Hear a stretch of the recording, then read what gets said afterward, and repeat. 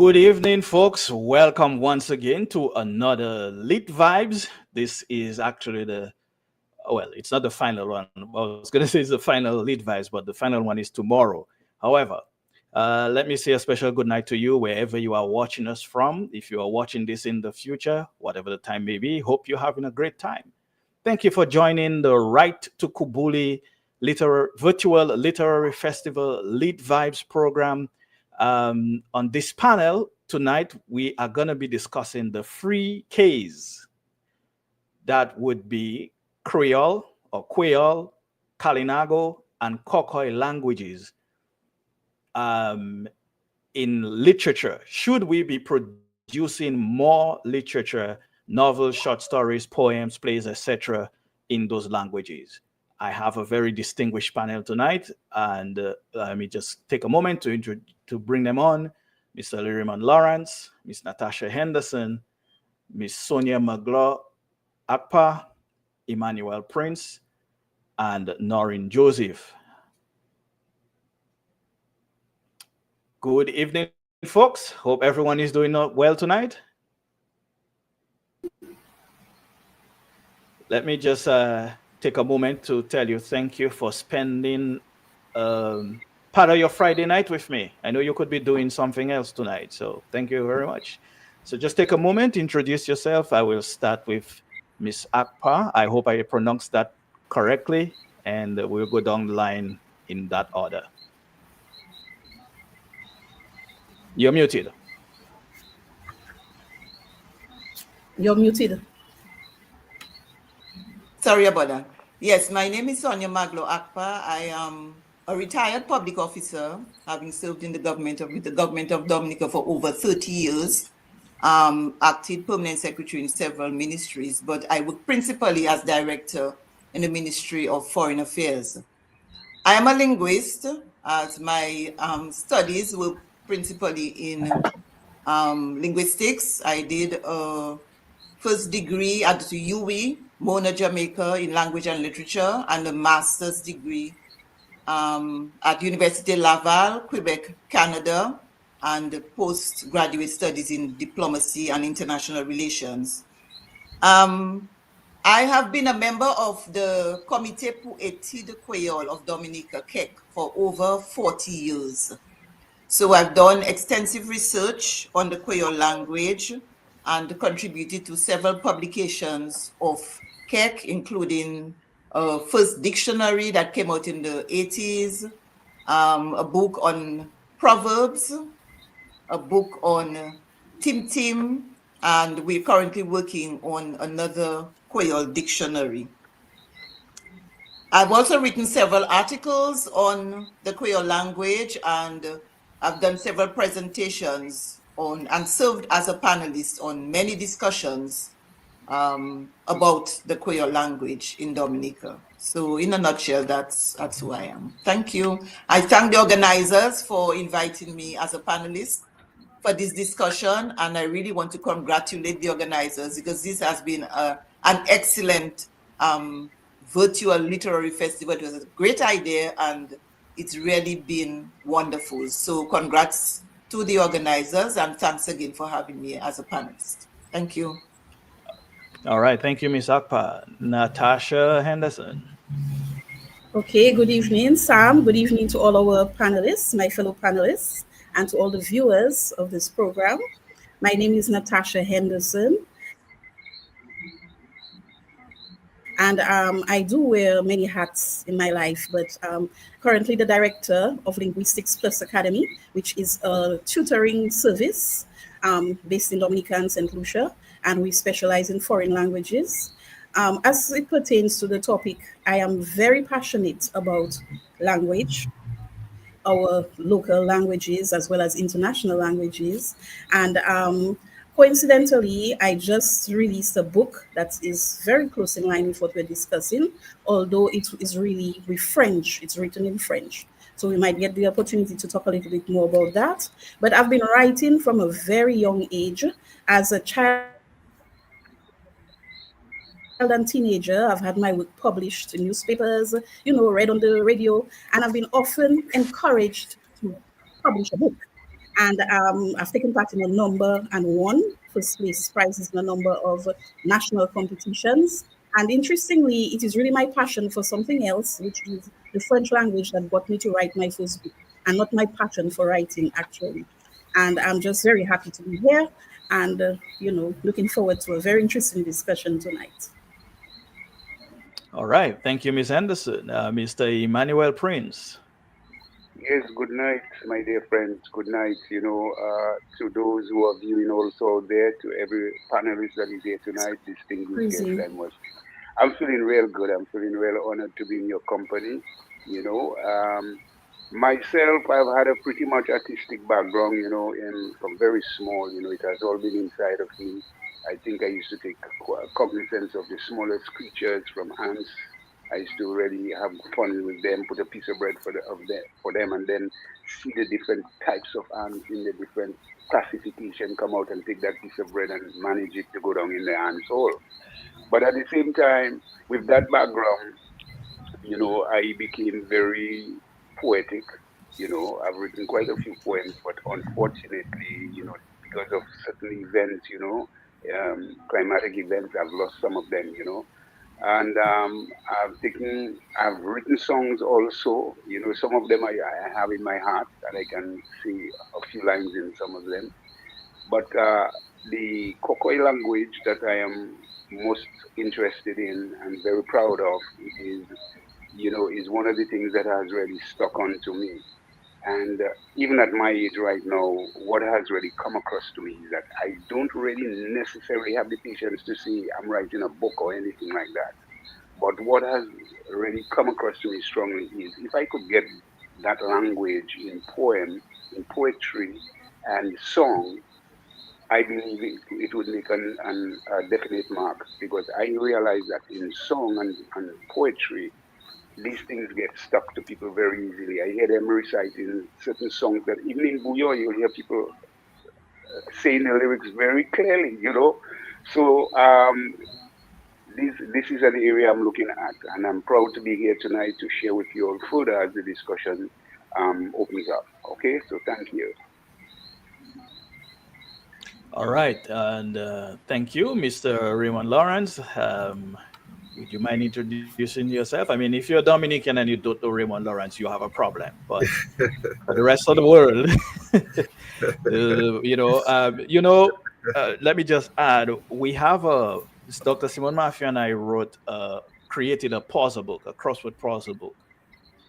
And it's basically about a little bit Dominican history, way to teach especially those in the diaspora, about Dominican history. And one of the questions on there is, who is the longest serving cultural officer in Dominica? Anybody know that answer? To date. Anyway, I just thought I'd share that with you. Go ahead and let us know a little bit about yourself. Yeah, well, thank you very much. And let me say good evening to our listeners and our viewers as well. My name is Raymond Lawrence. I'm a former Chief Cultural Officer. I worked with the Cultural Division for about 36 years actually, but I've been involved in arts and culture probably about 55, 56 years or so. I'm a former chairman of the National Cultural Council and the Independence Committee, and currently I chair the Committee Poetic Kweyol. I've been chairing that committee now probably for about 20 years, I think. Delivered a number of presentations on culture and various aspects of culture in Dominica and overseas. I've traveled with Dominica cultural delegations to various festivals, including Expo in Dubai in 2021. And I'm the director of the Write-Tukubuli Dance Theatre Company, which this year we're celebrating 54 years. I have a Bachelor of Arts in Radio and Television at the University of Steubenville in Ohio, and a Master's in Mass Communications and Culture from the University of North Texas in Denton, Texas. So, yeah, basically that's about it. Yes, and I believe you could go on. Miss Noreen is trying to join us, but she's having a little bit of issues. But we'll continue until such time she's able to join us. One thing I didn't say is much about myself. As you see, my name is Sam George. I'm a writer. I wrote. I'm the chair of the Piton Noir Writing Collective, which writes sci-fi fantasy with a Dominican folklore twist. So we incorporate, the old stories we grew up with. Those are incorporated in our stories. Our anthology called the Flying Crapple has published 3 books. We're currently working on the 4th book, and I recently published my first solo book, which is called The Trust. It's not set in Dominica, but Dominica is also gets involved essentially. And everything I write, I have to write Write-Tukubuli into there. And I like using the Kalinago name for Dominica in my writing. So um, I, I'm a web and software developer by the day, and I also produce and manage TDN radio. So quite a bit. I'll stop there for now. And one thing I want to do before we get started is I want to acknowledge that 8 years ago, Hurricane Maria made landfall in Dominica and leaving behind some unprecedented damage. And so I just want us to take just recognize that that was actually yesterday, the 17th. So just, you know, keep the folks we lost in mind, and the memories and so on. So let's jump right in because I don't want to keep you all here for too long. Um, so obviously we're talking about language, and Dominica has technically 3 languages. Um, well, I would say 4 because some of us took French in school, and some people still actually um, write in French. Natasha, you mentioned your book is written in French, so but we wanted to take a look at um, the languages we know, and even some. I'll come to that question, but I'll start with you, Emmanuel Prince. Um, Kokoy language. Is it considered a language, or something that people just talk, or you know what is its state right now? Do the young people even speak Kokoy? I'll give you a chance to answer those two, and then we'll. Well, of course, once we can make an exchange, even like 2 crickets on the different side of the ravine, a male will be able to call a female and make her know that it's time to mate. You understand? That's a type of language. In our case, when we are able to use syllables and to be able to put it together and throw it out at each other, and then a response comes, then a language is in existence. The basic problems that we have with, for example, the Kokoy language, and I'm not just, it's a problem, but at the same time, we have technicians working very arduously to get it into a form that would be recognizable in the book pages. Um, Even recently, a little book was made, and with Kokoy language in it, that was done by the children in the Northeast. The different schools, they had a competition, and that book actually is pending for release, a launch, as a matter of fact. So you have people like Margaret James, who is working furiously to put something together. She herself is a poet, and she has quite a few Kokoy poetry penned, and I think she has a publication, yes, and she's also working hard to put the whole thing in focus. So we have syntax, we have all the different things that would go along with formalizing the language. So yes, it is a language, and we have basically 4 communities and that speak that language relatively, well, I would say Margot and Wesley would be the most prominent communities speaking that language fluently.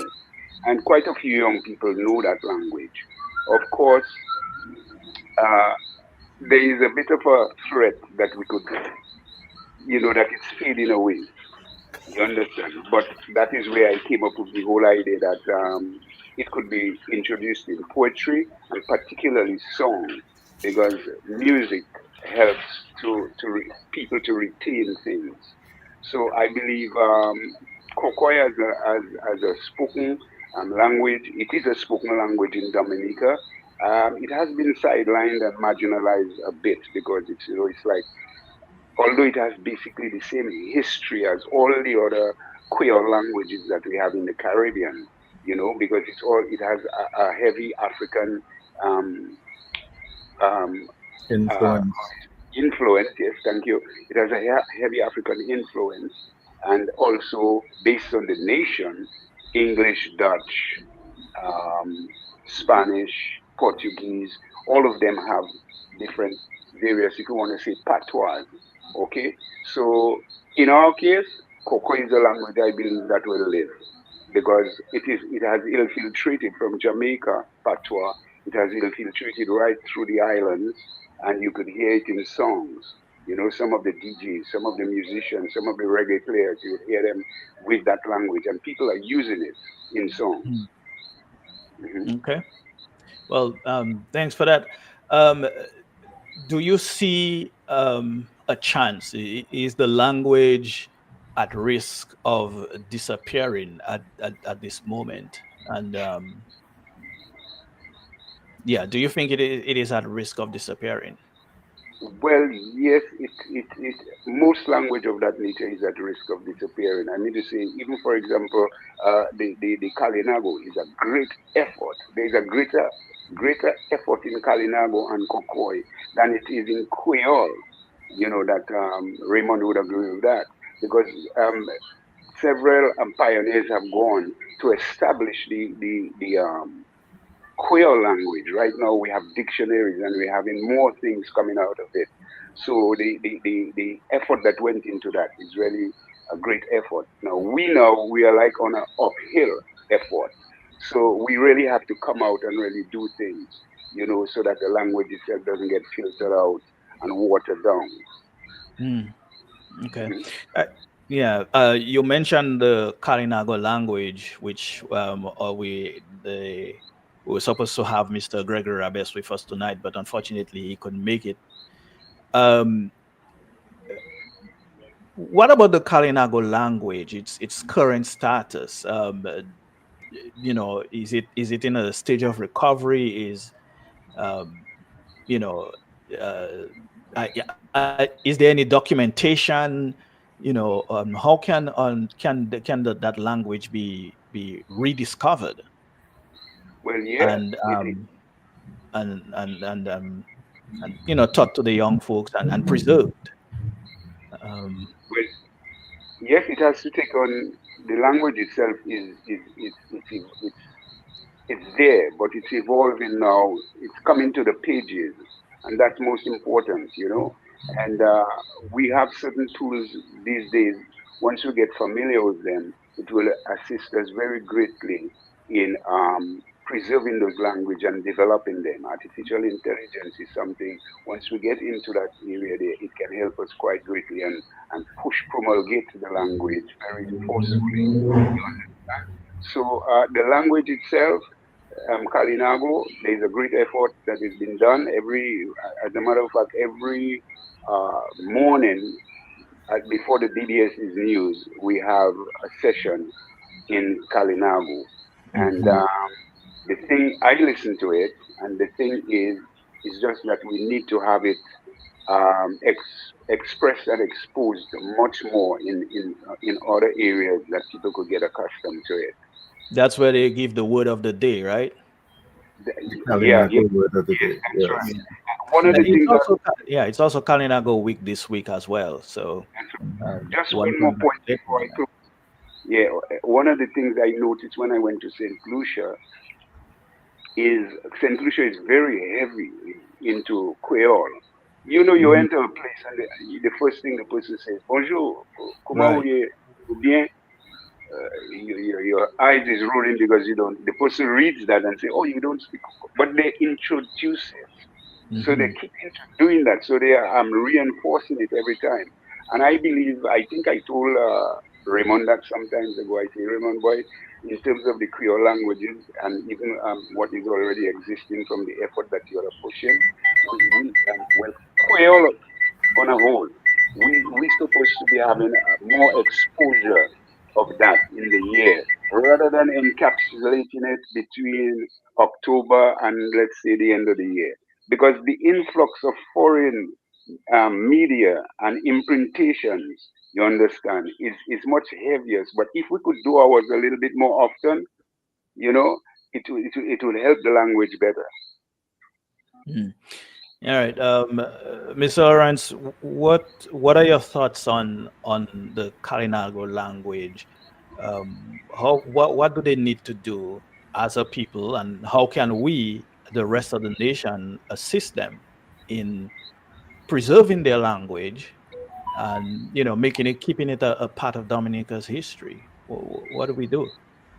Yeah, well, first of all, on the positive side, they've had research and documentation which was done by French priests um, who resided in Dominica many years ago, and they did research on the Kalinago language, and in fact created a dictionary. There was Father Labat and Father Breton. They did. They documented the words and language of the Kalinago people, and in fact, a lot of what they're using now um, stem from the work that these priests did. So a lot of that was documented, and that's a plus for the because Hmm. already they lost so much of their language and their culture, of course, through the years. Another good thing is they have been trying to teach in the primary schools in the Kalinago territory and in Atkinson, the students some of the Carib language, the words, and so on, the history and the culture of the Kalinago people. And I think that, along with all other efforts for languages, teaching the languages in the schools is extremely important because you're passing it on to the young people and Hmm. you're teaching them to not just speak it but to write it as well and to read it, and so that's another important step that they're doing. And then the cultural groups in the territory, I know there are three major cultural groups there that have been doing a lot of research on the language and the songs, the music, the songs, the dances, but of course the language is part of it as well. They sing some of the songs in their language. Um, so that these are some of the positive things that have been done. And then Mano mentioned the Kalinago word, which is helping to promote the language now across Dominica and overseas on Hmm. DBF, the Kalinago word. So, but of course, like with all the other languages, a lot of more work has to be done. We need more documentation, more. In fact, the topic tonight is about literature, short stories, poems, you name it. Um, we need to produce more of those. And again, maybe most of it will come from the actual language. Literature would come from the Kalinagos themselves. We know that people have written about the Lennox Honeychurch as a book on thing. Seaman, Helen Seaman she posthumously um, launched a book on the history and so the Kalinago. But in the language itself, that is where we need more people to step forward. And even if it's poems or short stories or whatever expressions they have in the Kalinago territory, that needs to be documented and captured. And those who want to attempt maybe a, a novel or a book or something, or a teaching guide, like in the Kweyol, Sonia and Magali, Celestine, Charlene, and Keck, we just produced teaching book, really, Anuapuan Kweyol, which was launched last year. So it can be used in the classroom and it can still be used by the public at large. Something like that for also for the Kokoy and for the Kalinago would be excellent, because it would help to, again, they could use it in the schools, or if somebody, an adult wants to learn the language, they could also use it. So all of those things I think could be done. I know it's a lot of work, a lot of research, documentation. Hard work. Yes. It's a lot of hard work. Yes. Let me jump to my ladies. I haven't forgotten about y'all. The cultural preservation and revival of Dominica's languages. How can producing literature in Kweyol, in Kalinago, and Kokoy contribute to preserving and revitalizing these particular cultures? What role do you think literature could play in keeping the oral traditions alive? I'll start with you, Miss Akpa.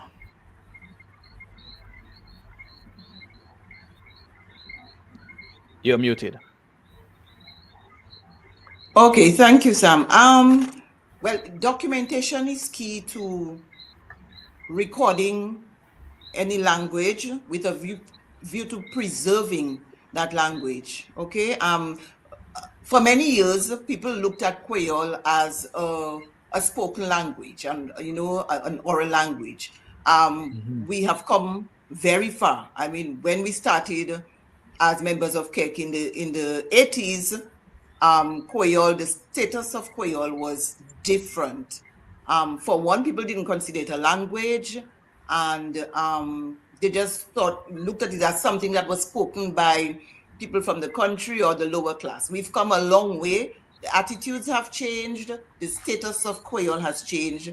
And I think now, as we see, for example, less and less young people using the language, it is important to document, to produce literature in the language, as Raymond said, that would help, especially the young people, to learn, to be able to read, to be able to write. I mean, a writing system for Kweyol has existed from the 80s.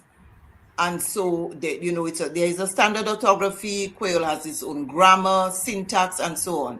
So I think as part of preserving the language, it needs to be documented. We need to write poems. We need to write short stories. We need to produce more literature in Kweyol. We have started, as KEK has produced quite a few books using the publications using the Kweyol language. They're of course bilingual. So, as a matter of fact, the Pawol Kadi, which is about 500 proverbs, it's a collection. It's actually trilingual. So the proverbs are presented in Kweyol, French, and in English. Okay.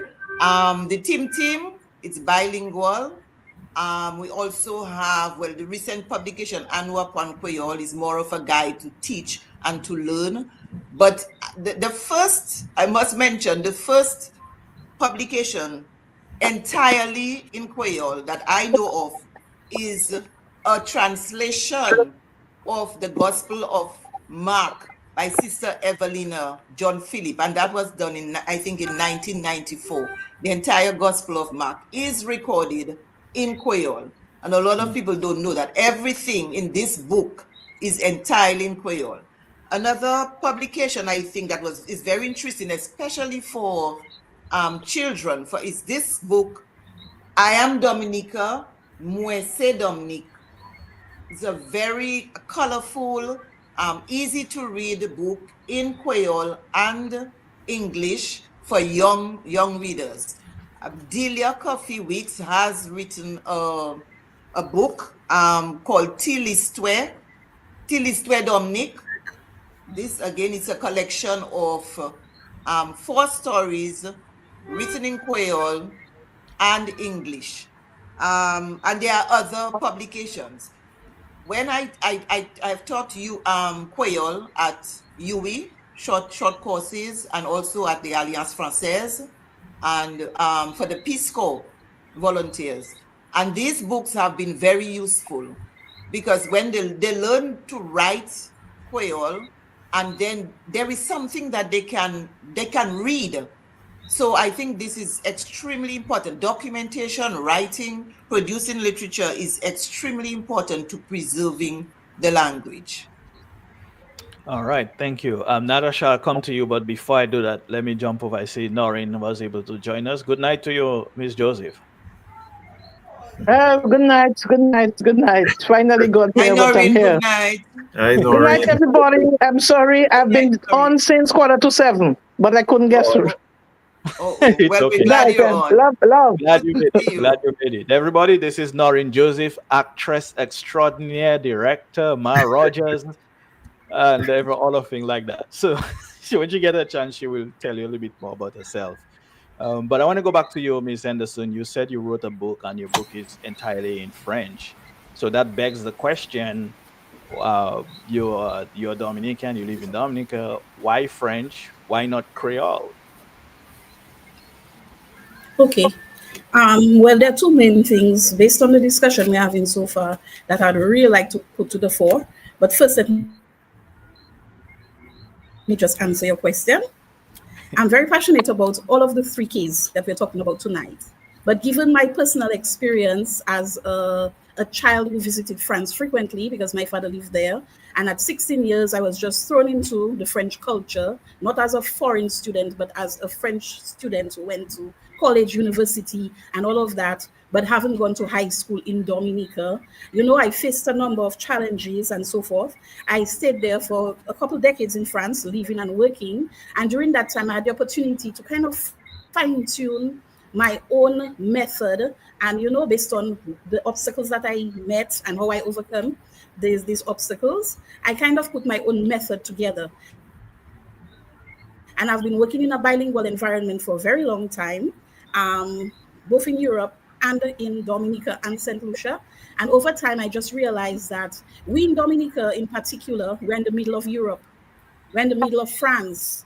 And a lot of people, go to Guadeloupe, go to Martinique, and they're unable to express themselves in French. And I felt, it's a language that I love. And I really wanted to do something in French, particularly as I tutor students for the CXC French.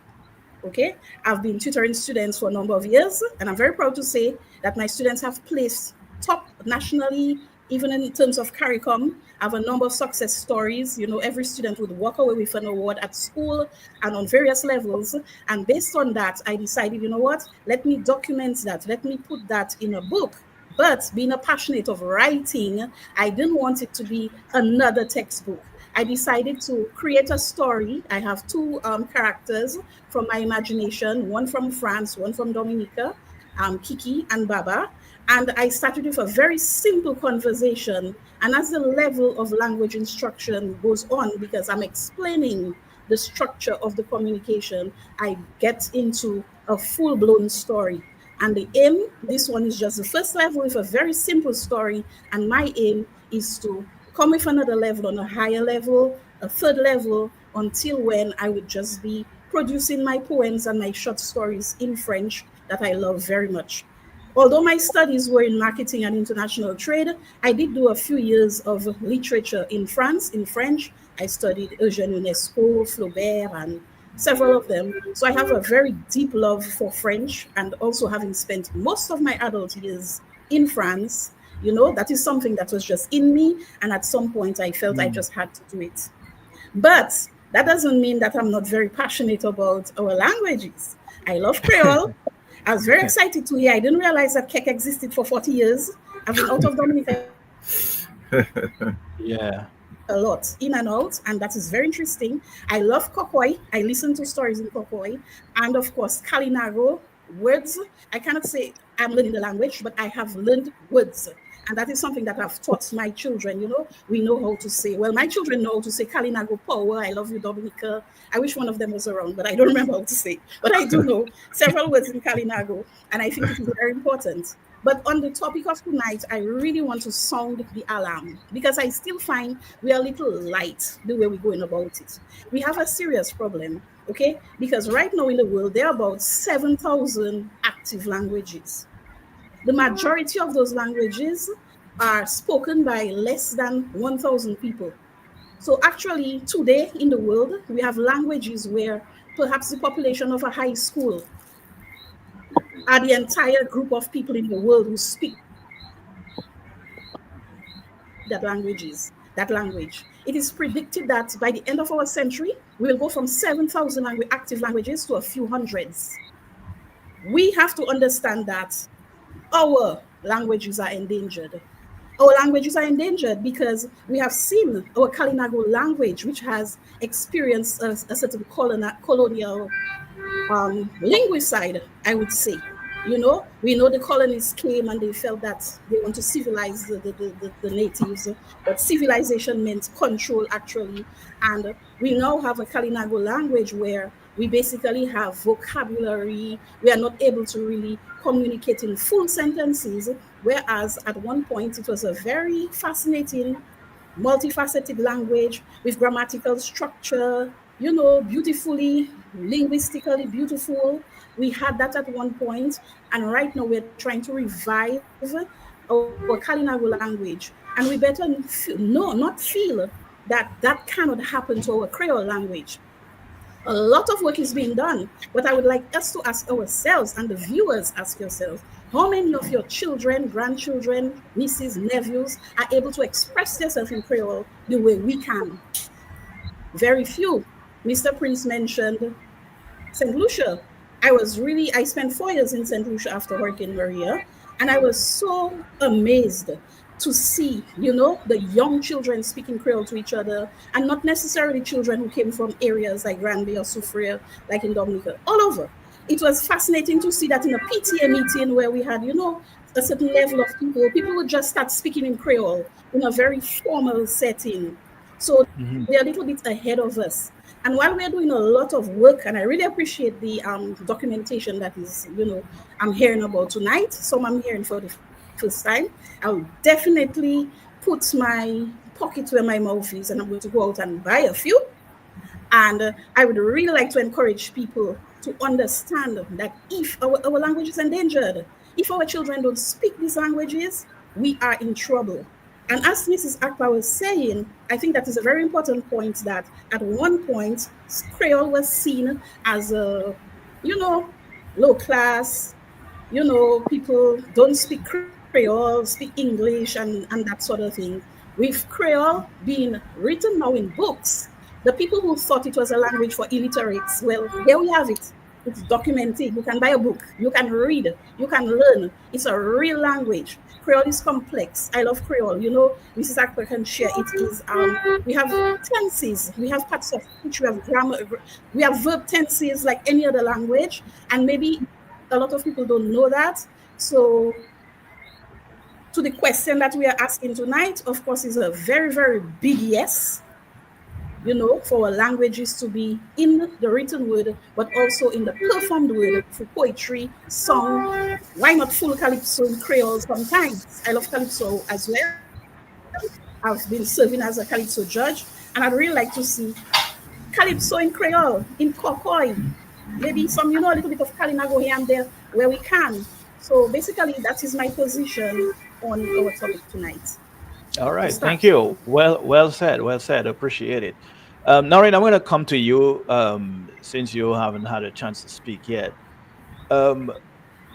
What do you think about how important is it for people, you know, who speak the native languages, you know, the Creole, your Kokoy, your Kalinago, for them to see their language in print, in literature? And how do you think, would you think that would empower those communities and influence cultural identity? Bonsoir tout le monde, bonsoir. C'est un plaisir pour moi là, c'est un plaisir pour moi-même là. C'est un plaisir pour m'entendre manière Natasha dit et expériencer langue là. c'est mon content comme ça. Mais pour répondre, bon, quoi, c'était que un bon bitin pour tout le monde savoir, avec tant la radio, qui parler international, qui en livre, moun qui chante créole, Kokoy, mi friend there, mi kaka, Emmanuel. we work together adult education. Okay, so it definitely would be a pleasure to see and to hear that our language, we go somewhere, we go international, travel international, and our language is spoken, and people not looking at us as if we are from space. I think in some cases, we Dominicans, to express it better in Creole, nous avons une croyance sale qui fait pour, comme si dit, nous parler langue créole là, c'est à dire, nous pas moun. Ce monde qui parle langue là, moun ça pas éduqué. And you notice it's expressed better in Creole. And if I said it in English, the thing that we have about our language is that it's not good enough. We are not educated when we're speaking it. But I think it's so beautiful that people can recognize, especially now that DBS has the Kokoy, not the Kokoy, the Kalinago thing every morning. We have the movement Kweyol and we have the Kweyol words in the afternoon. I think it's beautiful. I think it's something that can be taken much further. I don't want to say it's too late because I think that everything happens at its time. And so it's we are starting now. We will get somewhere. I guess St. Lucia started. They are somewhere. We will get somewhere. And look at the forum that we have tonight. We have Kweyol. We have, I don't see yet Kalinago, but I see we have Kweyol. We have French with Akpa. We have Prince there who is Kokoy. Allah, we are one family today. Wesley Dega today. And I got the Kokoy from Wesley High School. I went to Wesley High School. And plus my stepmother who was brought up was from Wesley and Wesley Nega. So I have an idea of the language. But because we don't hear it often and we don't speak it often, all of our languages, we seem to have a feeling that it should only be spoken of at Independence time, like tomorrow and Sunday, and probably on November 3rd. So that is where I stand, and I see Raymond. I see Raymond here, and I'm sure he's blue to the face. Yeah, that's a serious problem because I remember growing up. One thing I will say, my grandparents and my parents, they never stopped us from learning Creole, but plenty of families they were prevented from speaking the Creole language for whatever reason. Some said it was because, well, that was the gossip language. You know, when the adults are talking, they don't want the children to be listening. Others said, well, Creole, you know, if you speak Creole, it means you're uneducated. Someone mentioned that earlier. So, and then I began to see the effort to bring back the Creole language. And then some of the other languages, we sort of put them on the back burner. So I want to ask this question now. What are some of the challenges, the main obstacles that you all have encountered in your attempts to write in any of the languages that you, Dominica's languages, whether that's Creole, Kokoy, or I know we don't have our Kalinago person, but I mean, someone can probably speak on that. What are some of those challenges you come up against? If I may just say something, I think one of the challenges or the perceived challenges for writing Kweyol is that, well, some people think that it doesn't. I don't know. I would say there is maybe not enough effort put into using the standard orthography for Creole. And that is something that we always do. There is a writing system for Kweyol. It is not complicated. It is very easy to learn because it is every sound in Kweyol is represented by one symbol. So it's not like English where you have A and you have apple, able, attend, and all those sounds. When you see A in Creole, it is always A. Okay, so there's no confusion. So there is a writing system, and I don't think people are making enough effort to learn and use the writing system.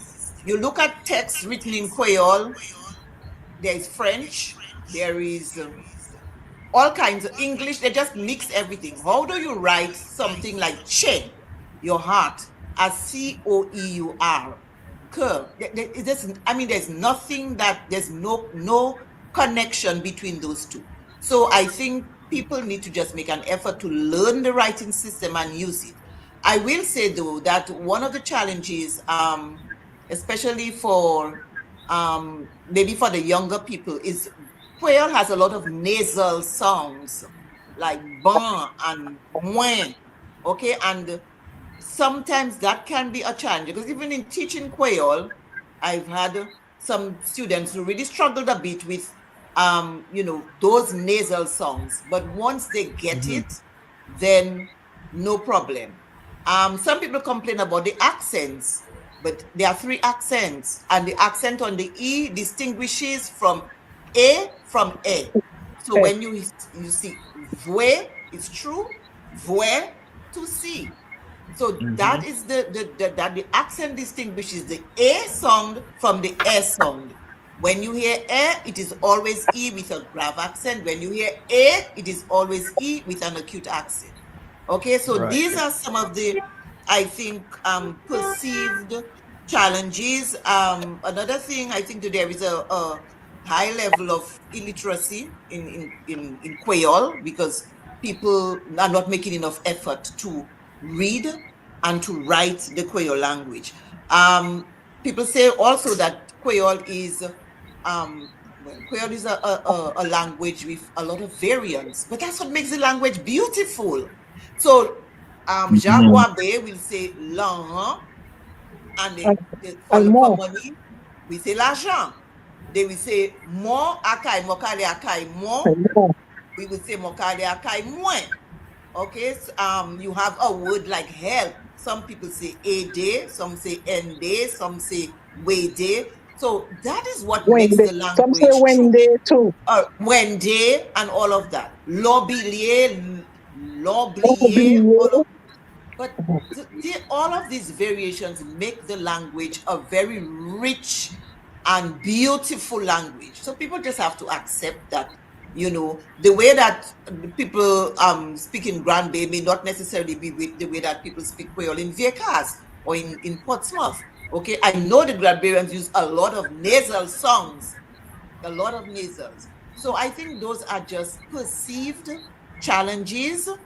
But Peace Corps volunteers come to Dominica and they learn to read, to write and read Kweyol in a matter of weeks. What prevents Dominicans from doing the same thing? There has to be a greater effort. People need to be more passionate about the Kweyol language. This is our language. I hate to say that it is a dying language because I see things happening. Recently there was, last year they started a Creole speech competition among the secondary schools, and it was just beautiful to listen to those students just speak on a topic just fluently and with no inhibitions. Our young students in the primary schools, we have a Kweyol spelling bee competition. They just go, some of the students just go through those words and we're like, but wait a minute, they're not getting anything wrong. So if these children can learn to spell, why can't the adults make a greater effort? So I will stop here and, I just add to what Sonia is saying, that one of the challenges for us, Keck, as well, through the years was our effort to try to introduce Kweyol and the teaching of Kweyol in schools, because we had always felt that that is certainly, there are numerous ways and all kinds of ways to help promote and preserve, and we've been trying to do our share in sort of each area that is possible. But one of the very important areas is teaching the language in the schools, because we always felt that when a child completes primary school, at least he or she would have an appreciation for the language. They would have known and reached a certain level, and then it should also be taught in secondary schools as well, so that when they leave secondary school, they too would have a higher level of understanding and appreciation. Unfortunately, that has been one of the big challenges we've introduced. When I say we kick, Sonia mentioned the spelling bee competition, and we've had choral speech competitions for the secondary schools. And then we did a pilot project in 2019 with 19 primary schools, but that was derailed by COVID. And after that, it never really got back on stream to the 19. However, we received very good news. We've been lobbying all the time with Ministry of Education to try to get Kweyol into the schools, but we received good news this new school year. And I called Charlene again just to confirm today, and she said, yes, it's on the curriculum now. It's a half-hour class allocated for the teaching of not just Kweyol alone, but let's say indigenous languages. So I guess there will be some time for Kweyol, there will be some time for Kalinago, there'll be some time for Kokoy. So Manu, that's good news for Kokoy as well. In the primary schools. So that's I think a step in the right direction. And in that right now it's in all primary schools and not just a few as we had tried before. And so that's one step. And then now we need to now introduce it into the secondary school. So by the end, as I said, the end of a child's primary school years or their secondary school years, imagine all these children, hundreds of children will be coming out of school with an appreciation and understanding of the languages, the indigenous language. They'll be able to write it and speak it, even if basic, but at least they would have an understanding and appreciation for it.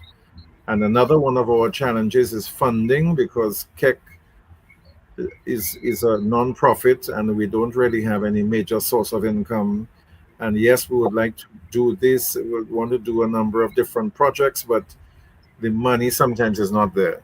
So we have been asking foreign aid institutions, like we got help from the French embassy in St. Lucia for the publication that Sonia and them did, the Anuapu and Kweyol. The French embassy in St. Lucia funded that. And we also got funding from the US embassy in Barbados that contributed towards this new dictionary that we are about to publish. But it's not that, with all the challenges, it's not that things are not happening. We also have to remember that there are a number of publications now that we have that we didn't have before. There are dictionaries. We're working on a new dictionary. Now these primary schools, we've introduced the language into the schools. So that's a step in the right direction. And so the little bit, and the programs, I think Noreen mentioned it, the program, the More Kweyol on DBS, and the movement. We have a movement Kweyol on Q95, and plus SPWS Kweyol is very popular with Fontaine and Milia, Joseph, Iwana, Fontaine and Milia. So, but we cannot stop there. We have to do more. There's a lot more work to be done. A lot more work. Right. But So, Noreen, I'm coming to you, Noreen. I'm going to you. Okay. I wanted to ask you, what what can the private sector, as well as NGOs and the government, the public sector, do to help overcome some of those challenges beyond the basics, the financing and that and so on? What else can the public and private sector do? Well, And you can I have your think yeah. I think a lot can be done, and we always must remember we have to creep before we walk or run. And so when people in your business, whether be it private or government, are speaking the language, do not try to shush them. Don't ask them to what you're talking about, because it may be their first language. For instance, a person from Grande's first language is Kweyol. The first thing I heard when they made me, it was Kweyol. The first thing a person hears in Wesley is Kokoy. The first thing a Thai hears in the Kalinago territory is Kalinago. So we ought not to suppress people when they're trying to speak the language in the workplace. And the fruit cake, people can have with it, like we used to have in adult education before, where the people can bring their workers at some point in some part of their office to have sessions. I remember that we had sessions in adult education. DFC had it, Domlec had it, and we were going there to teach adult education. So I think we already have institutions in place that can go out and help the private sector. I've been hearing so long that Kweyol should be introduced in the House of Assembly, and I'm yet to hear it. What is it that when you say something in Kweyol, you have to quickly translate it? Why? Just speak the language. Just let's go on. And most times it sounds better. And I'm saying Kweyol because I speak Kweyol, but I'm sure the same thing can be said for Kokoy, and the same thing can be said for Kalinago. We ought not to suppress people when they're speaking the language. How is it? During Independence time, everybody sings Kweyol songs. Everybody sings Kweyol songs. What is happening? Why is it only at this time we're speaking the language? Kweyol is not a part-time thing. Kokoy is not part-time. The languages are not part-time. It's ours. It's ours. We need to do more through the private sector, through the government, and institute some place in your building where the people who are experts, quote unquote, can come to your business and teach the language there. Now, as children pick up things quickly. So therefore, why aren't we teaching the children at the primary and the Head Start and this time the crash wherever they go? Why aren't we teaching them the language from there? They go to learn it. Their children can pick it up.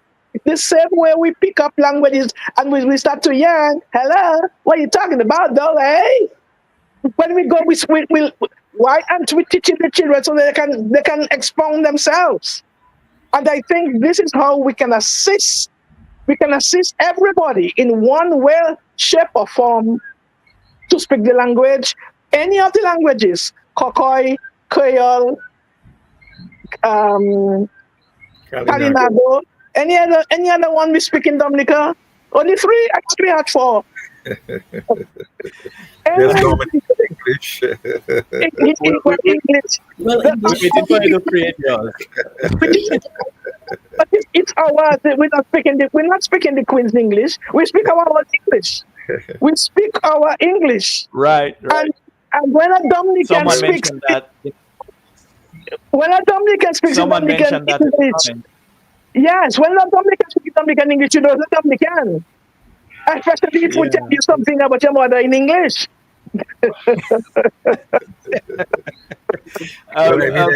Manu, I would like to join in there if possible. And we speak Dominican English as well. Yes. Okay, go ahead, Natasha. We'll come to Manu in a second. Go ahead, Natasha. Yes. Yeah, so I basically wanted to say that one of the things, I appreciate the effort in terms of the schools, the private sector, and so forth. But let us not forget the home. We as parents, we have to understand that Kweyol in particular, and the Kokoy as well as Kalinago, that is our heritage. It is a gift. That is part of our cultural identity. Now, I just wanted to share concerning the children. Children are sponges and children want to learn. a few years ago, prior to Hurricane Maria, when my business was more physical, right now it is more or less online, I had a group of 52 children, and I decided, inspired by Felix Henderson, I decided to start a Creole class. And in so doing, I asked, first of all, how many people, spoke some Creole. And I got a group out of the 52, about 9 children could speak Creole. So I brought them to the circle, and we're going to start by just expressing what we know in Creole. And all of what the children said were phrases like upakatan, u tebushu. They were all like that sort of vocabulary. And what I realized is that the people at the homes only spoke Creole when it was time to, correct them. And right, exactly, and so forth. And there was nothing sweet. So even that, we have to pay attention to that. When we are speaking to our children, and the only time is we open our mouth, we say, Uka pale twop, and that kind of thing. Every child in Dominica knows how to say Uka pale twop, I believe. So, yes, I'm really want to focus because my work is parents and children and so forth.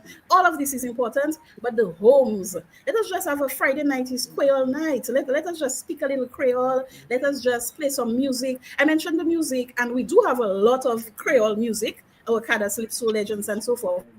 But it's more popular out of Dominica than in Dominica, sadly, because we haven't understood that it's a heritage and how much we can get out of the language and how much we get the spirit of our ancestors in the language, in the expressions, how they express themselves is our mentality, is what we need to carry on. So, I really just want to, for our viewers and so forth, let us start at home and let us work with the other associations and committees in Dominica. Let us push together in our schools and let us maintain our languages.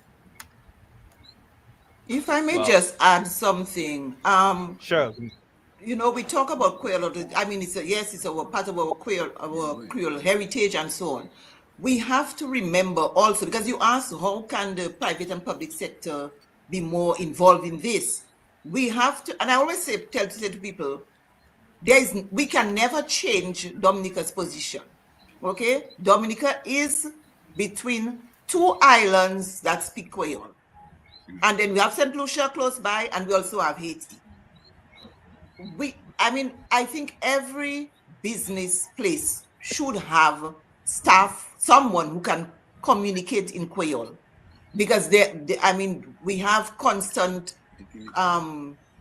movements between our island and Martinique and Guadeloupe, and there are still a number of people whose first language is Kweyol, and therefore I think the both private and public sector need to have people who can communicate in the language. Jolly's Pharmacy, for example, when I did the first course, taught the first course at UWI, Jolly's Pharmacy sent about 5 of their staff members to the class, because they realize and recognize that they have elderly people who come into to the pharmacy to get their medication, to seek advice and so on. That is something that I really thought was admirable, and they were really enthusiastic and passionate about learning the language, and I'm sure they are able to help their clients who come in and who are more comfortable speaking Kweyol. So Kweyol also is a language of communication with several countries in the world, but for us, Martinique, Guadeloupe, Haiti, we still have a significant Haitian population in Dominica who speak Kweyol, and St. Lucia. So it is our cultural identity and so on, and it is in everything that has to do with our culture.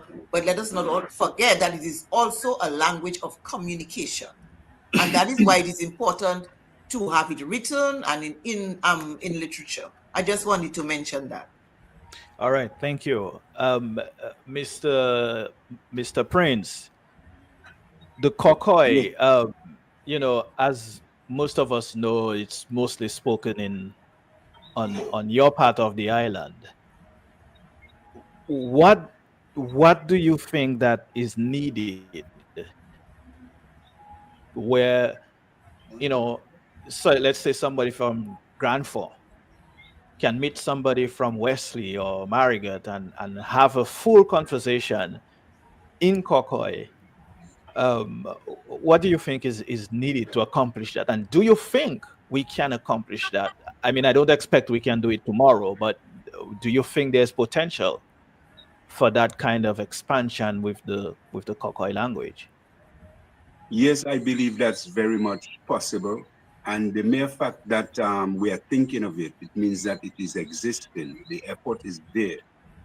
But one of the things that I realized is that there has been a negative connotation given by the colonizers, because they realized that that language, as a matter of fact, was imported, you know. You understand? That language was imported, but it was suppressed because it's language is communication. So when it came for them to introduce their education, they had to suppress that because that was a communication of what people was using, and they themselves didn't even understand it. So they had to actually suppress it. And as Noreen was saying, the elderly ones were using the language for Bagayan Sigwe, you know, secret things to be said, and children, you know, children language, they mustn't hear what we're talking about, you know, and they're sending you to school and they're telling you, don't talk that Kokoy, that is backward English, that will keep you back. You wouldn't learn anything. You see, so subliminally, that thing has existed. As a matter of fact, I even dare to say that it has become part of our genes. And that's why we're struggling so hard to really get it reestablished and become the normal thing. Because I'll tell you, one of the things is that these languages, the 3Ks, these languages are soul languages. Let me tell you something. If you use the Victorian English, the Queen's language, and curse somebody, that's decent English. But give him 1 or 2 words in Kokoy or Kweyol, his whole being has been shaken. You understand? So these languages are languages of soul. The Kalinago is languages of the soul. You understand? Nobody had to teach them to speak that. You understand? So these are some of the things that is really against us, because when you introduce it, it's like, what are you talking about? But what I'm noticing, as I said earlier on, is that it starts penetrating through song, through music, poetry, acting. There's a lot of acting taking place in Jamaica and those places, Trinidad, as a matter of fact, and it's the local languages these people use, in the local jargon. And let me tell you something, it makes a bigger impact on the people. You see, now, some of the areas, as I just mentioned there, drama is a very important area where that we can use those languages and make it come out. Because these languages are languages of love way. They express. Let me tell you something. If somebody really go to God in Kweyol or Kokoy or Kalinago, you really touching him, you know. But when you come to English, you run out of words. You find yourself repeating the same prayer over and over. But when you go down in those languages, my brother and sisters, you're really reaching the core. So that's where I see the challenge really. It's intrinsic in us, and we had to get it out, because they tell you that this is backward language. When we started the Kokoy language in 1995 on DBS radio, because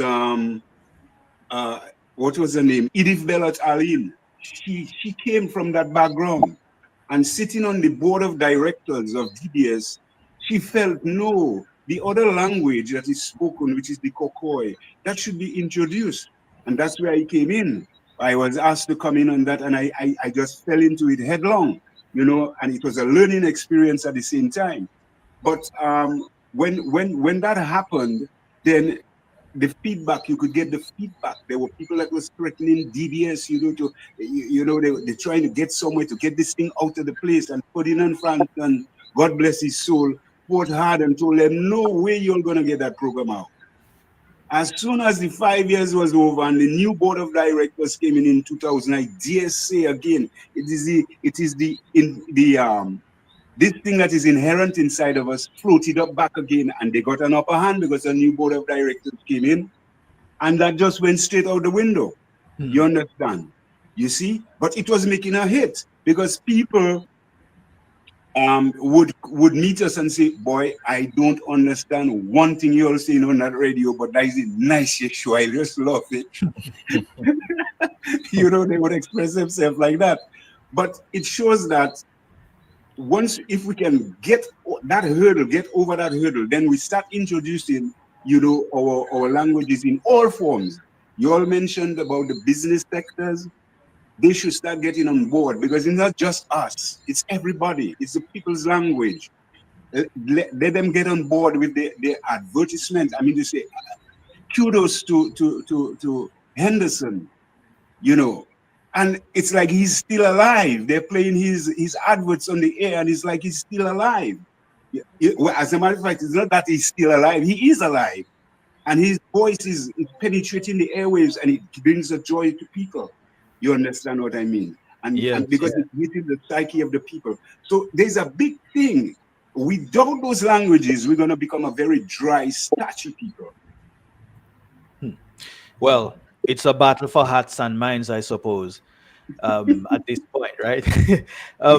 Raymond, Mr. Lawrence, you've been involved in, you know, deeply involved in Dominica's culture for, you know, I mean, as you mentioned, over 50 years, you know, in the arts aspect of it. What kind of marketing strategy would you you know, sort of put together if we were to market our languages, whether that's in literature, because that's what we're talking about. So what kind of marketing strategy would you say you could put together, just hypothetically, I suppose, to reach an audience, not just our local and even regional you know, fellow citizens, but across the globe, you know, get people interested in reading something from a Kalinago author or a Kokoy story. You know, I remember that when they used to have Kokoy story, that used to be quite funny. And when you tell stories in those kinds of languages, I think it is so much more expressive than, as you say, in English. So, you know, and anybody else can also chime in on that question. How do we get other people to pick up a book or pick up a poem or whatever it is in Creole or Kokoy or Kalinago? Well, in terms of marketing, as you were speaking, I was thinking I think the Dominican overseas organizations, associations, I mean, I know they do a lot in promoting some of them at least, the Creole wear and the songs and the music, especially at Independence time and so. But I still find, in a way, maybe we can challenge them a little bit to take on a little more and to help promote the languages, which is what we're talking about, in their areas. So, for instance, those in the States, promoting the States, those in Canada, those in England, those in Europe. And we even have Dominica associations in Guadeloupe. There's a Dominica association in Guadeloupe, in St. Martin. There's one in St. Thomas where Noreen lives. So if we have a list, and I remember Sonia was in Foreign Affairs, a list of Dominican associations, I think there are quite a few. And we could maybe ask them to take on more of a marketing role for Dominica, for the language. Now that we have books in Kweyol and whatever, could they help to sell those in those areas? Could they help to organize Kweyol classes over there in all those various areas? And not just Kweyol, Kokoy, Kalinago, depending on, and Kalinago doing the same thing and so. And then in addition to that, now you have the online marketing with, especially with Amazon. And so when you have, like, for instance, our book is on Amazon and made available now to the entire world, let's put it that way. That's another form of effective marketing. And then although it's a little costly, but sometimes when individuals or Dominicans represent the country, whether it's a meeting, whether it's an expo, whether it's a Carifesta, whether it's whatever it is, we go to Europe, we go to the States, we go to Canada, whatever. We can also use those times as well as opportunities for marketing Dominica's products, including the books, including the literature, spreading the word about what Dominica has to offer. So I think all of those things can help. And I mean, remember the radio stations now, you can pick it up all over the world, right? You just, on the computer now, you can pick it up all over so experience Kweyol. And so, I mean, sometimes we think, okay, it's only Dominica. No, people are listening to us all over the world. And then Mano mentioned about the program of the Kokoy program. So that, I think it should be reintroduced on not just DBS, but other radio stations, because these radio stations, they reach far and wide across the world. So if we have Kalinago programs, Kokoy programs, Kweyol programs, and expand. I mean, a lot of more focus maybe has been on Kweyol, but expand to the Kokoy and the Kalinago. And so that's another form of marketing, I think, that could help as well to market the country and the languages. Yeah. I'm going to jump to you, Natasha, because I suspect you have a lot to say on that question. What strategies would you think we could come up with, to make our languages more appealing and young folks be more interested and get the rest of the globe involved? Okay. I was experiencing a little difficulty. I don't know if it's only on my side, so I kind of only captured some words. So could you just repeat the question, please? The question was, what do you think we can do in terms of marketing books and literature and so on in our local languages, all of them, Kweyol, Kokoy, and Kalinago? Yes. All right. So one of the things I'd just like to note firstly is that in Creole, a lot of people are hesitant to write Creole, but I think it is pretty easy to read for most people for some reason. Whenever we see like a phrase written in Creole, you can read it. You have a little knowledge of French and so forth, and people are hesitant to write. So definitely we need more books. We need to read a little more. We need to understand, how it is spelled and so forth.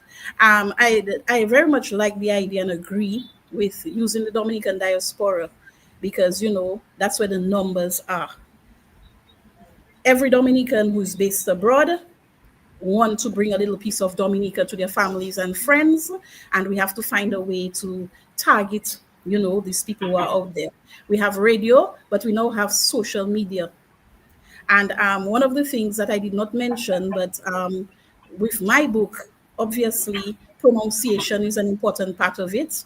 And one of the things I did, I have a cartoon version of my story. So you can there's a code that in the book, when you purchase the book, it takes you to a platform on YouTube and you see an animated version of the story. You can hear the pronunciation and you can actually interact with us.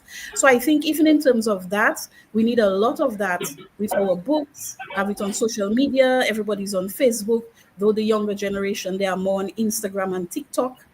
I have not really seen much of the TikToks like in Creole.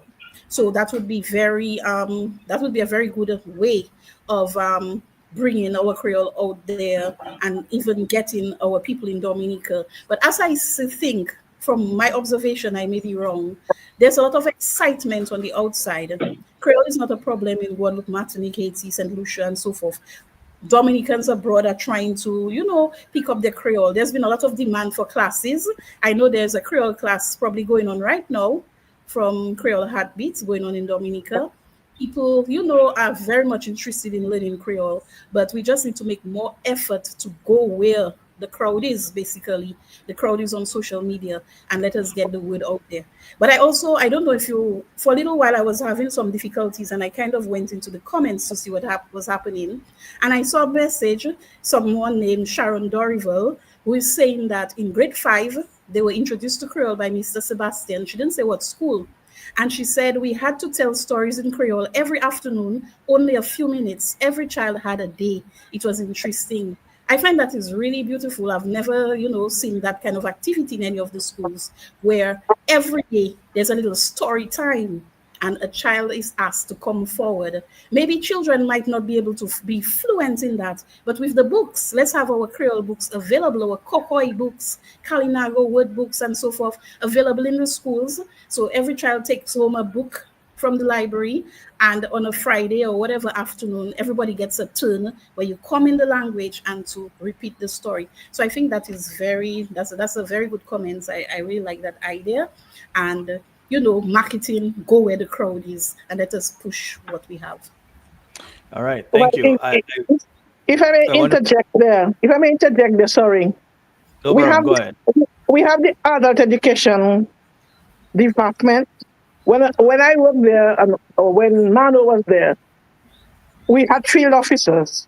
We went out where the people are. If you're in the river, we have the class in the river. If you're on the playing field, we have the class on the playing field. So I think we can do the same thing for all the languages. We go out there, as Natasha was saying, where the people are. So we cannot have a class in a classroom and nobody's there. The people are sitting under the mango tree. We go there and we do it. Now here in St. Thomas, sometimes I'm inundated. Even I'm in close to the area where they do food stamps, and a lot of people who come for food stamps. A lot of them, I'm not bashing anybody. A lot of them are Haitians. They cannot understand the English when they're speaking to them. Half of the times I'm sought after, because can you come and explain to this person? Sometimes I cut a style, I said I'm speaking Creole today. So I cut a style because it's just so much, everybody wants me to come and explain something to them. Now it takes a while for them to understand because the Haitians don't speak like us. So I have to try to speak slowly so that they can pick up what I'm saying, so that so them to get the little food stamp and the little Medicaid. And then now, even with the Dominican Association, every year I have to be translating the first reading, second reading, one of them, so we can do it at the mass.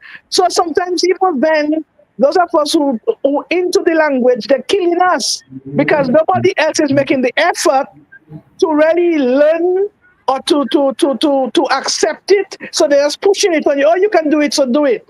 And I would really like if we could, like Natasha is saying, go where people are. Let everybody put out your little 10 cents, your little 2 cents, whatever you can say it. Don't say, "Well, I can't speak it." Say what you have to say. Say it. Like when the fella singing the song, say it, sing, talk.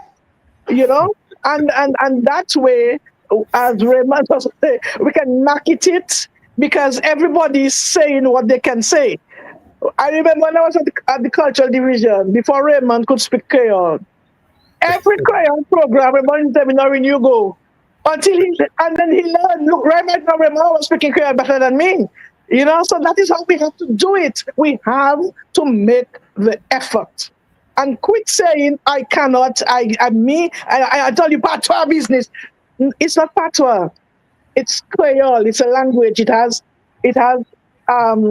subject and predicate and verb and describe my word of this and this and that and accent and whatever. I taught Japanese Kweyol when they came to Dominica, when we had the fisheries. And they were learning it. Why can't we? Why can't we who are born, we are bande, we have to speak the language, but we have to do something. We have 5 minutes left because I wanted us to leave here at at 8:30. So let me just take a few of the comments, and maybe someone just jump in and chime in on it. As we'll take this one from Sharon Dorival again. She says the Creole story time with Mr. Sebastian was the Colleyhouse primary school, and during the 1990-1991 school year. And I think her point is we should be doing that again. But we should expand that to the other languages. And I think we sort of mentioned that earlier, but somebody just reiterate on that. Because I would think that publishing literature in these languages would have a great impact. It would affect the prestige and probably encourage the younger generation to learn these languages, to be enthusiastic about speaking the languages, about these languages. So, anyway, maybe just to respond to, now that education has given some room for the indigenous languages on the curriculum for primary schools, I think here is an opportunity, and because you're dealing with primary school children, they're not as grown up as the secondary school students.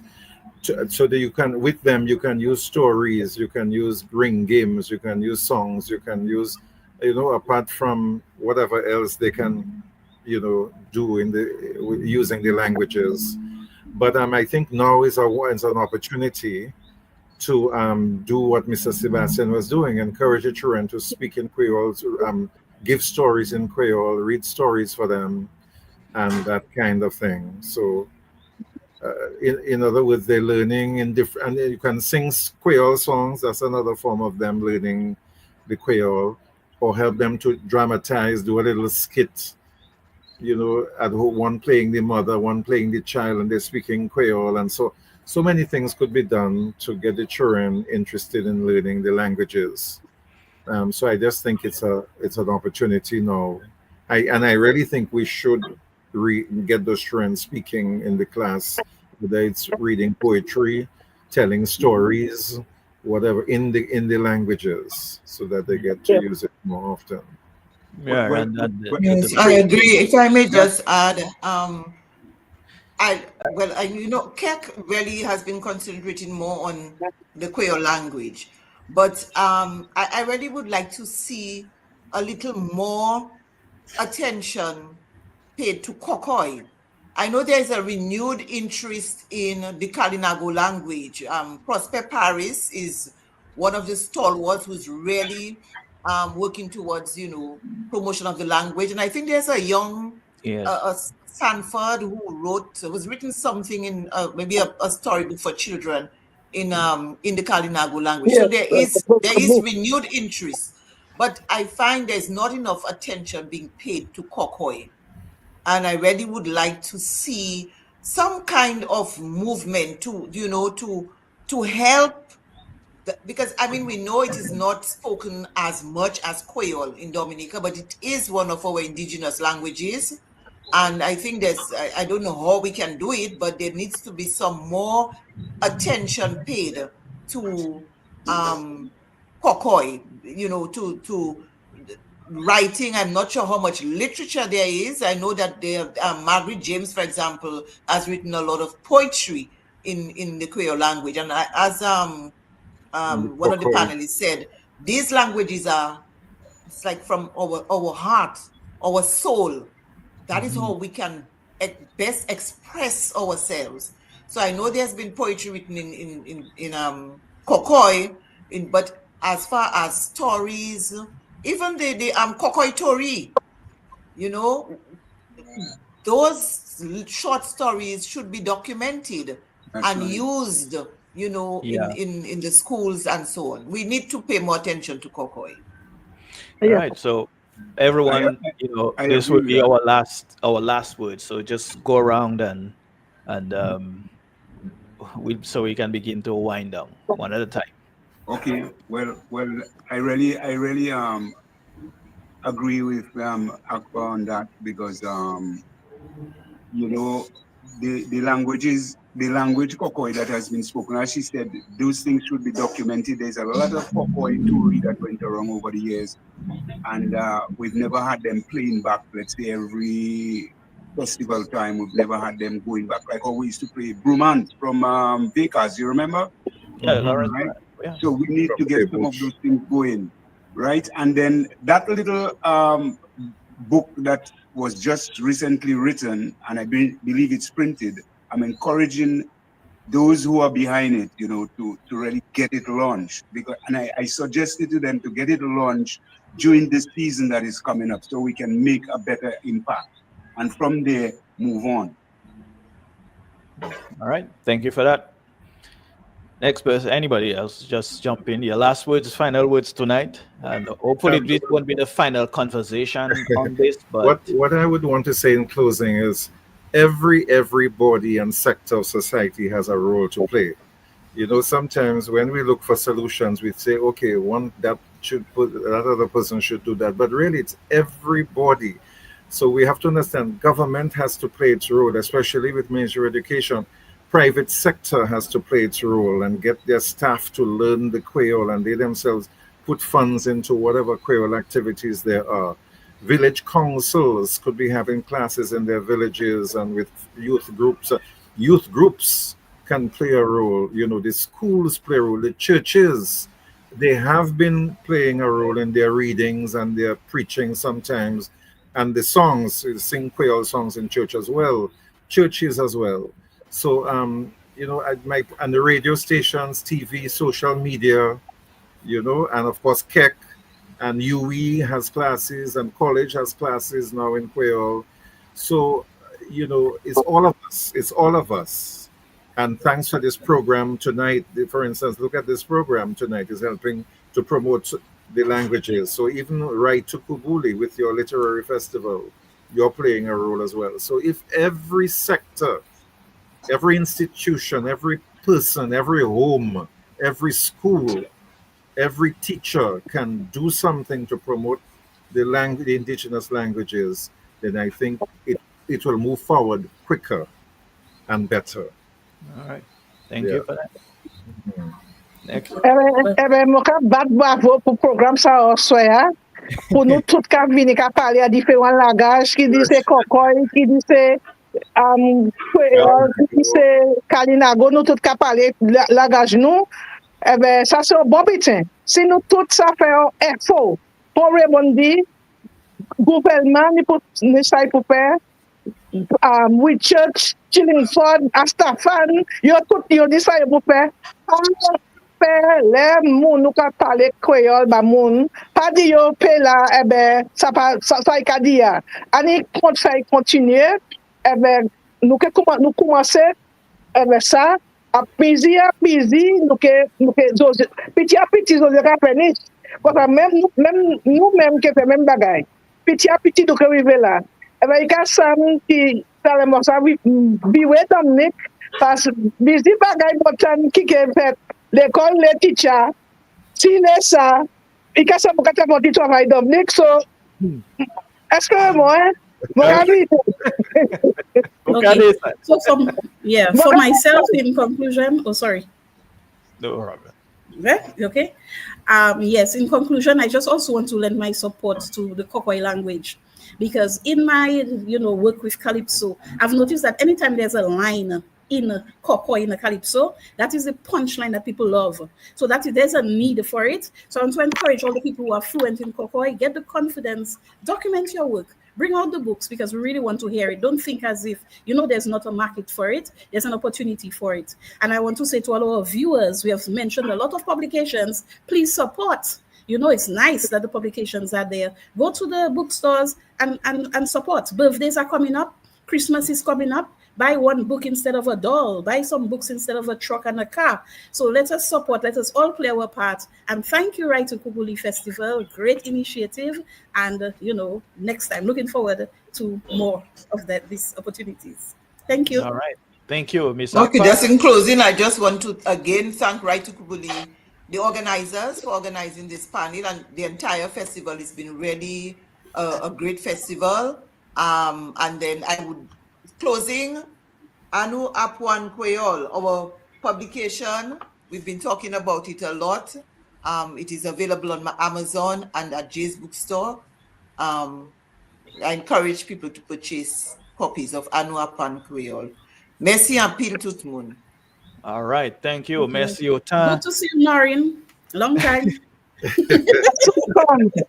It's a reunion here.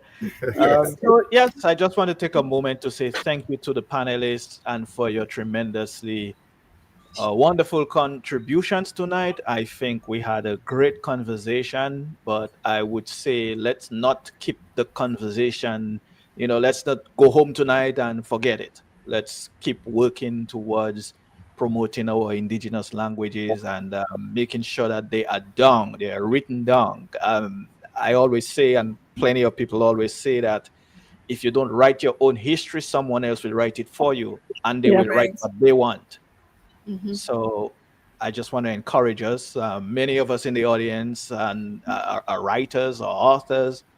So this is your chance to do something in one of the languages. And so on. If you're not fluent in it, that's okay. Write in English and have someone fluent in it translate it for you. So I'm going to take that advice myself. So I'm not just telling you what to do. I'm just saying those are efforts we can all take, and maybe that will help to propel the revitalization or the continued growth of our indigenous languages. Again, thank you to the audience. Those of you who participated, posted comments. Thank you. And I will say good night from Write-Tukubuli Lit Fest for tonight. And tomorrow is the final day. We actually have a live program. It's going to be fun. We have a couple of DJs from TDN Radio who will be assisting us. We will have also an in-memory segment. I believe that's where we will begin.